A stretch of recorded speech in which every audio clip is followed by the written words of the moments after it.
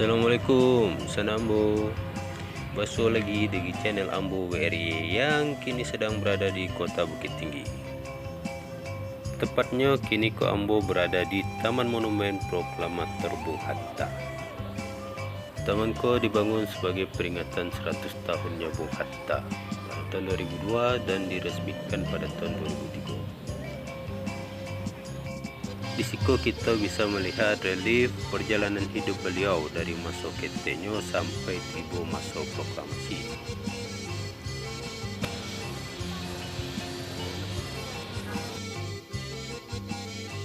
Di situ kita juga akan mendapati ada dicantum pesan-pesan Bung Hatta.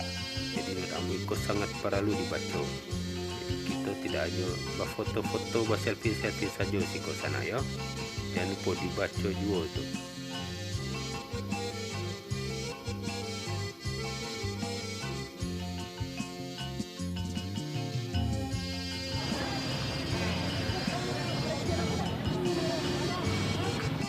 Pas di sebarang Taman Bung Hatta ko ada monumen Tugu Pahlawan tak dikenal. Kabarnya ko sebenarnya dibangun memperingati kemenangan pemerintah pusat pada masa pergolakan PRRI. Namun di siko ditulisnya sebagai peringatan perjuangan pahlawan tak dikenal pada masa penjajahan Belanda. Wallahu alam sana ya.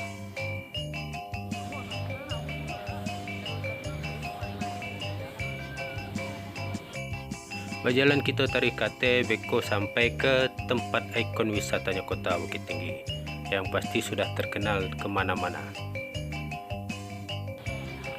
Nah, kolah mulai nampaknya dari kejauhan atapnya, yaitu jam gadang di sana. Sepanjang kita berjalan dari bawah tadi, tampaknya lai taduah dan banyak juga tampak duduknya. Bisa kita lihat ramai orang dan duduk-duduk di sepanjang dari perjalanan dari bawah tadi sampai siko.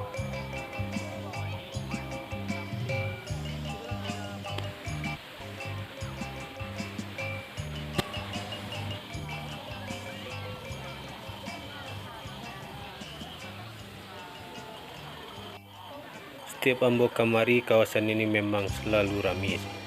Dan ya bukan karena akhir pekan saja, tapi di hari biasa pun ramai juga orang yang datang ke kawasan ini. Apalagi kalau sekarang akhir pekan sana ya, iko bisa orang dari mana-mana yang datang sini.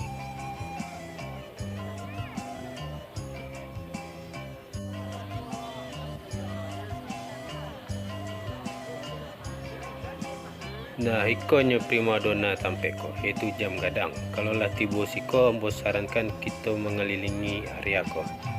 Sebab banyak angle-nya yang bisa sana jadiin untuk berfoto-foto siko. Apalagi taman-taman yang ada di sekitar jam gadang ko lah semakin rancak sana.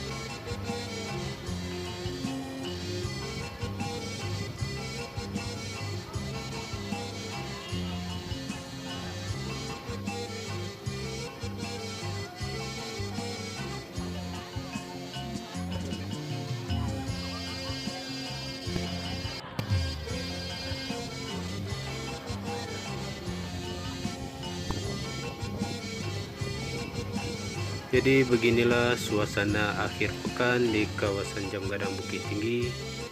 Dan terima kasih sudah menonton video Ambo.